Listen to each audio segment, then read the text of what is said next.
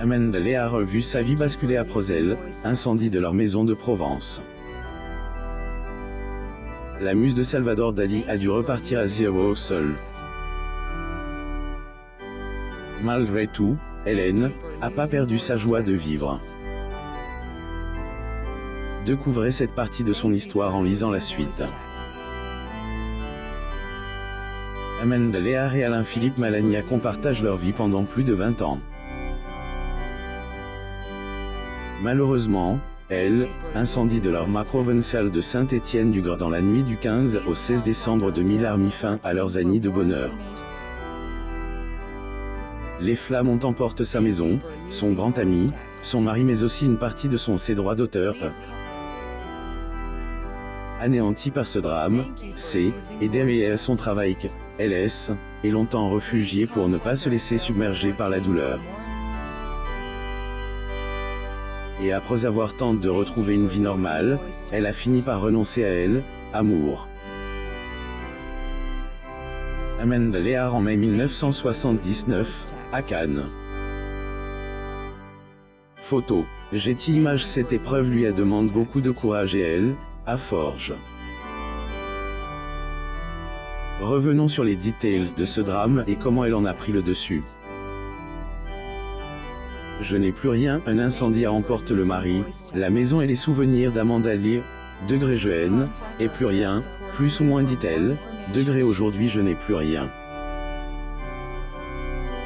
La maison est en cours de reconstruction, mais il n'y avait plus que 4 murs sans toit. J'ai perdu toutes ces lettres d'amour, toutes nos photos. Personnellement, je n'ai plus un bijou, plus un disque, plus ou moins Amanda Léa en 1980. Photo. Getty Images. Amanda Léa a perdu sa demeure dans cet incendie, mais elle a surtout démuni de ce qui comptait le plus pour elle. Son mari, Alain-Philippe Malagnac, mort des suites de l'inhalation de gaz toxiques.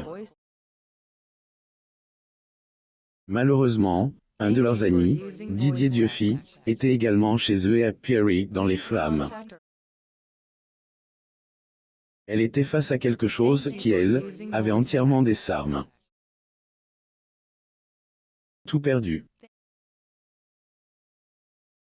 Pendant qu'elle essayait de remonter la pente, voilà qu'apaisaient toutes ces rumeurs liant son mari avec la mafia ou encore les élucubrations de la presse à scandale prônant un suicide. Amanda Léa en 1980. Getty Images. Il aurait fait un pacte de suicide avec le défunt romancier Roger Purfitt, décédé quelques semaines plus tôt à Paris. De son côté, a essayé de retrouver les coupables. Il y avait sûrement un indice si cet incendie était un acte criminel.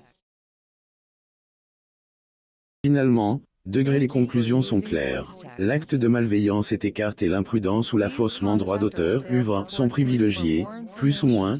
Nous n'avons retrouvé aucun liquide inflammable qui pourrait expliquer le déclenchement de l'incendie.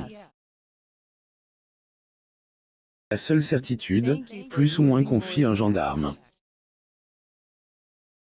Amanda Léa a dû vivre avec 2 valises d'hôtel en hôtel. Que fallait-il faire? Où aller?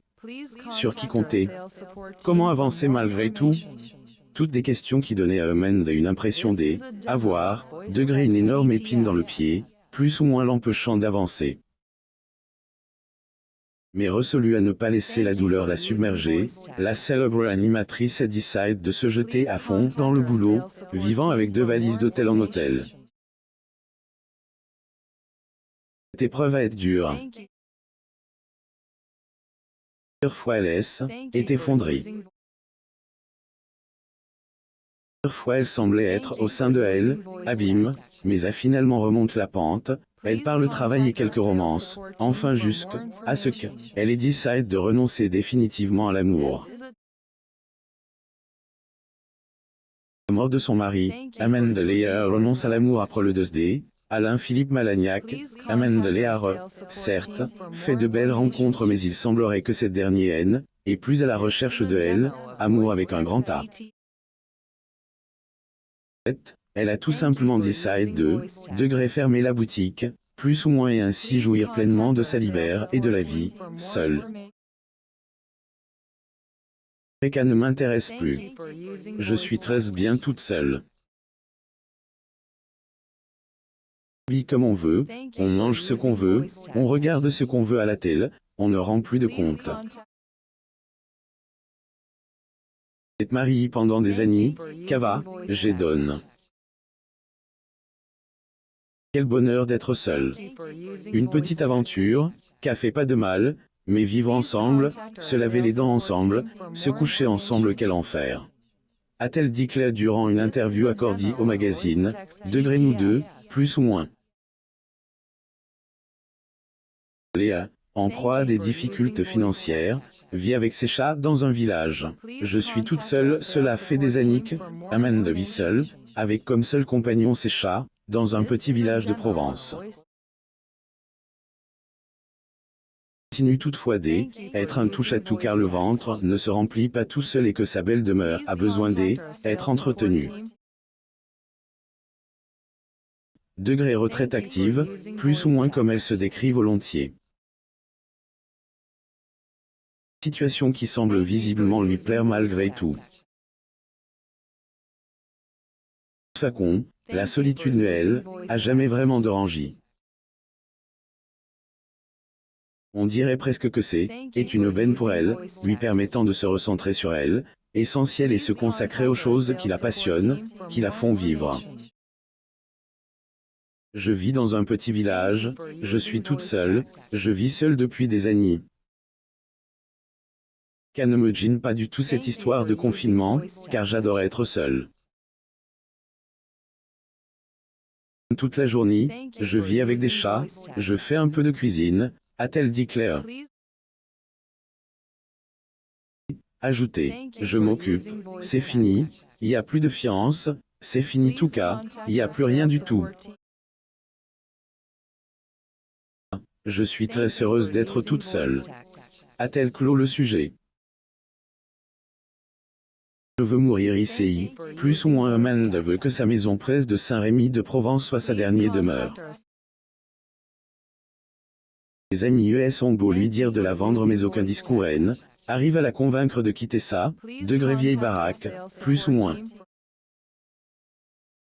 Un refuge au milieu des fleurs, des arbres et des oliviers où elle peut laisser libre cours à ses envies de peintre et avoir la paix. Ailleurs, elle continue de multiplier les casquettes pour entretenir cette demeure qui lui coûte les yeux de la teuté. Mais peu importe car c'est là où elle se sent chez elle. Après tout, il n'est pas meilleur endroit qu'est celui de rester chez soi. Tout mon pognon y passe, mes amis me disent que c'est trop grand, que je devrais vendre. Je veux mourir ici. Je la mettrai en viager. Décidément, se sentir chez soi n'est pas une simple question d'endroit.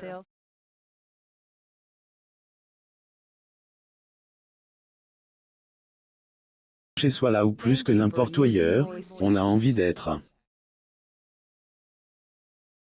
Lire aussi. Photo, Amanda Léa, en cuir et mini-jupe, attire encore les hommes à 83 ans. Son évolution physique. Pour lire plus d'articles, je vous invite à vous abonner à Amo Mama sur Google News.